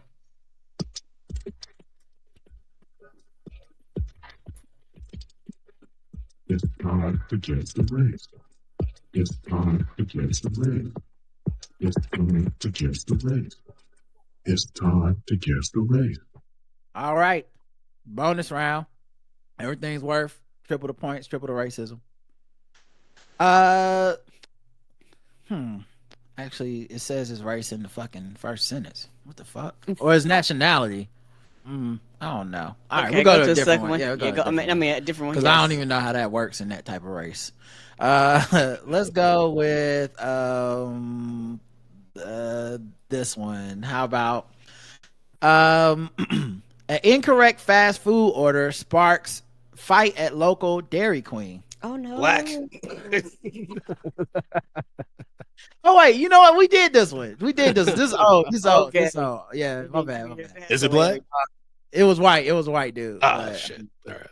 I've seen some wild stuff happen with black people at Dairy Queen. Listen, it do be crazy out here. Okay. Let's keep it fast food though. This one's Orlando. Okay. Shit. Now it's a YouTube video. If I play this sound, I need to know if you guys can hear it in the chat. So I'm gonna play like 10 seconds and stop and then check. Employee is accused of using a customer's credit card to add money to a prison inmate's account. Okay. Did y'all hear that? Yeah, I heard it. Okay. In chat room, what are they saying, Karen? Did they hear it now? Okay, let's wait for them. They are. I know sometimes it's they can hear it. All right, here it over. Here we go. Popeye's employee is accused of using a customer's credit card to add money to a prison inmate's account. And that is our big story tonight at 5:30. This all happened in Flagler County. Yeah, this woman is accused of tapping the card to buy an order of chicken and then tapping another charge on a cell phone. Fox 35's Chris Lindsay is live for us tonight at the Popeyes in Palm Coast. And Chris, she was arrested outside of her job. Yes, detectives showed up here to the scene of the alleged crime to haul her off in cuffs. And as you'll hear, when they read her rights, she couldn't believe it. A Popeyes employee caught with some sticky fingers. Ma'am, let me read your rights. You have the right to remain silent. Anything you say may be used against you. We don't serve chicken in our jail, so she's not going to be eating Popeye's chicken. A customer swiped her card for a meal and I hate when the cops try to get one off. That was man. If she black, that's gonna be real fucked up. That's gonna be a real fucked up comment. Right. the drive-thru at the Popeyes on State Road 100 in Palm Coast. Later on, she spotted a $300 charge posted to her account. And if you see something that doesn't look right, investigate it. Detectives traced it to the woman behind the counter, 48-year-old Shaniqua Richburg. She allegedly charged the woman for the order before tapping the card to her phone. She thought she was being slick. And later, sending the money to a friend who's behind bars. For phone calls or cookies and crackers, whatever they sell in the commissary. She was charged with fraud. She found out she's not that slick, and she got to join him, not in the same jail, but in a jail. Bailey says it's unlikely she was caught on her first try. If she was, then, she should go play the lottery instead of committing crime. And he's asking people who went to that restaurant to check their bank account. Her arrest was about a week and a half ago, so you should be looking out for any transactions here at this restaurant before then. She's since been released on a $7,500 bond. Reporting live in Palm Coast, Chris Lindsay, Fox 35. Hey, man, let me tell you something. That's not a smart crime. And here's why. Nobody eating Popeyes has $300 extra. If you are in a Popeyes, you are definitely going to know $300 went missing from your account. It's impossible. If I had $300, I'd be eating somewhere better. That's crazy. Yes. Yeah, like KFC. Come on. Come on, I'm joking. now. Popeyes is superior. Yeah, we all know. We all know. Yeah. You're amongst family. We don't fuck with the KFC. Karen, guess the race. I'm going black. All right. Chaniqua Richburg, guess the race. I mean, black, but like, yo, all the commentary from the police officer, that is so out of pocket. Like, ain't it out of pocket? And it sounded like the anchor knew it too. At the end, he's just like, and that's the story down here in Florida. I'm like, yo, what is that? Low key, I kind of do wish the sheriff would have let me punch up the jokes. They weren't that funny. That was my main problem. I just needed him to be like, it's gonna be more than a 15-minute wait. Rod, can we see what the sheriff looks like? Not yet. I'll show you at the end. Though. I got the whole thing. Okay. You got some thoughts. Let's see. Popeyes, just call them trying to get her baby daddy some extra ramen, negress, trying to make $1 out of 15 cents. You missed. Black African Americans. This is some deep dark ninjas getting ramen for the block. Black, gold teeth, gold chain, wearing fried chicken eating. Jesus. Damn song. Black. I ain't never used old grease. Black. They are black. The correct answer is, everyone said the same thing, and you got it right. And I will show you her, and I will show you the sheriff. So her is here. Oh no. Yeah, and she looked like she knows she fucked up bad. Yeah. That's not a smart crime, man. Yeah, it should have been $30, not $300. What are you doing? It's gotta be small increments. I wonder if that's what's happened. Like, it meant to be $3 or some shit, and she's like, nobody's gonna be mad about $3, but $300, like, you got to go to jail. Yeah, that's an overdraft fee for sure. Yeah, and depending on this motherfucker. That's the sheriff. Like, of course it is. It depends on the credit card company. They'll be like, "Did you make this purchase?" Right. Yeah. You know when he got off that Zoom, he said the most racist shit. He already was saying, like, aggressive stuff to the camera. So, and then this is when she found out she was going to jail with some sticky fingers. Man, let me read your rights. You have the right to remain silent. Anything you say may be used against you. We don't serve.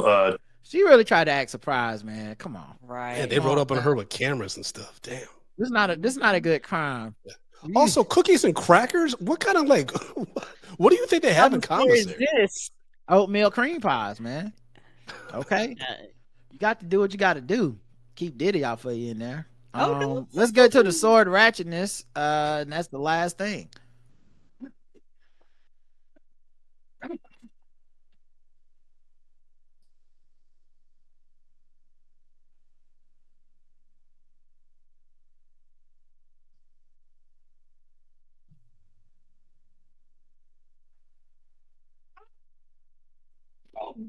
So I think it was last year, maybe, where we talked about I think this happened overseas, where a guy like killed a schoolboy in Northeast London. He just like went on a rampage, and he attempted to kill like 4 other people. It was a 20-minute rampage, but he did kill this 14-year-old boy. And it was a little black boy too. They got killed by this I guess white dude. Looks white. Anyway. So now they got more details coming out because he was on trial. He's on trial. Okay. And they said he smiled after slashing a man in the neck. Like he cut him and then did the anime smile shit. Oh no! Right. There's some other things happening here. Yeah, exactly. Jurors were shown CCTV of the first alleged attack. Showed Monzo's Gray Ford Transit mounting the pavement and hitting Donatu Iwule, a co-op security guard on his way to work. Footage captured Mr. Iwule screaming in agony. He was struck by the van before it collided with a house. Monzo was seen exiting the vehicle, walking after him while brandishing the sword. Mr. Iwule said, "I thought I was dying." He told the court he tried to escape into a nearby garden, but was struck on his knee and face and shoulder and knocked to the ground. He said, "Monzo got out of the van, pulled out the sword from a cover right in front of my face. I said, 'I don't know you.' I said it multiple times. He said, 'I don't care. I'm going to kill you.' Mr. Iwule said he tried to defend himself, raise his arms, but Monzo swung the sword, catching him on the neck. I saw blood coming out of my neck. I pressed my thumb to not bleed out. I shouted, 'God is greatest' in Arabic because I'm Muslim. When that happened, he was smiling like it was something he was happy about. They said Mazo became distracted, and that's when Mr. Wule jumped over a fence to escape. Later, the dude was shouting at a schoolboy believed to be Daniel, and he told him to go back inside, but I think that's the boy who got killed. Oh no. And other information about the same guy, the same sword guy, he's a flat earth conspiracy theorist and a fan of Elon Musk. Oh no. Oh, And y'all wonder why we be trying to tell y'all about these people, bro. Listen, you get the swords out of your house, okay? Because you don't know who walking around thinking the earth is flat and thinking that the Elon Musk making sense out here. The last thing you need is to have sharp instruments around these people. They should never have access to that shit. Cut them off as fast as you can, okay? Brandon, I'm trying, man. I know Justin got his size. I try to get those out of his house every time I go. He's already starting with the I can't enjoy movie shit. Next thing you know, he's flat earth. Keep your eye on. That's how it starts. Tell everybody where to come hang out with you and watch Drunk Black History. Yes, folks, please come out to Drunk Black History. I have a Juneteenth show at the Bell House in Brooklyn on Thursday, June 19th. Tickets are available for that show at drunkblackhistory.com, as well as if you're in the Detroit area on Friday, June 20th, I'll be at the Detroit House of Comedy. Both shows have incredible lineups. You can get tickets for them at drunkblackhistory.com. Come out, hang out with me. Tati will be at the shows too. Say hi.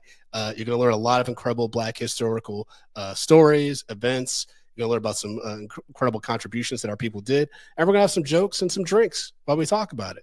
And as always, you can follow me at Frodo_Blackens on Instagram or official Drunk Black History on Instagram as well. Thank y'all always, man. Appreciate it. Always, man. It's all love, man. And make y'all show and tell Tati we send our love to. It's hard out here, man. I saw the day before we got on the show, I saw A. Marie just filed for divorce. Right. I don't know if it was the Tiny Desk concert. It probably was. Or what? It's just one thing, you know. They've been together for 25 years. Wow. Yeah. It's probably just one thing that had her tripping. All right, y'all. We'll be back. What's wrong with y'all? We'll be back throughout the week. Until next time, I love you. I love you too. Mwah. Bye, everybody.